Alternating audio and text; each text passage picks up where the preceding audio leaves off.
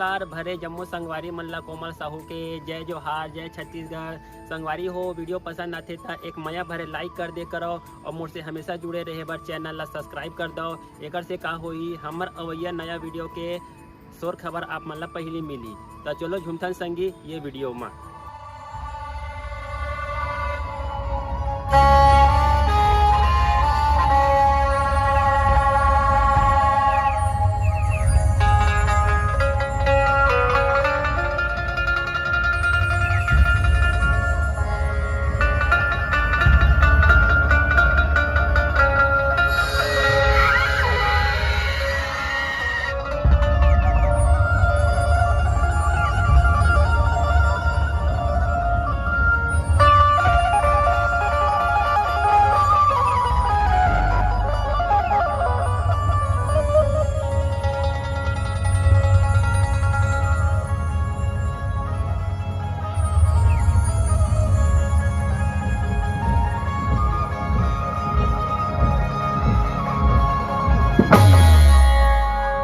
जिनकी वीडियो बार बार दिखे उसे ट्रेंड कहते हैं। मेरे पीठ पीछे मेरी बातें कर रहे हो डार्लिंग, इसी को ब्रांड कहते हैं।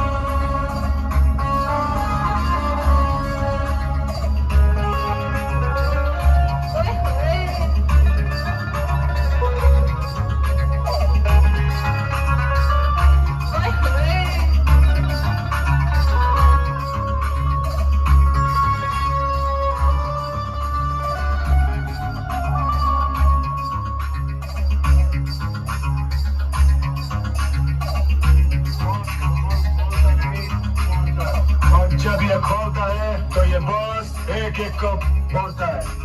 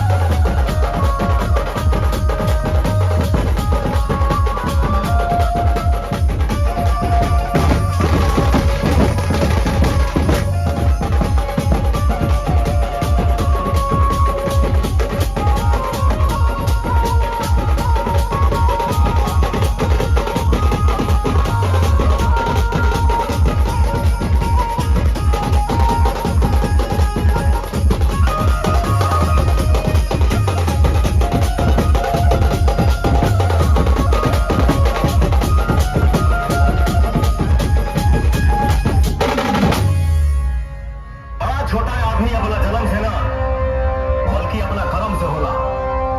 अब बहुत दुख के बात बाकी थे, ठीक ठाक घर में भी जन्म लेके आदमी ना बन पहिले।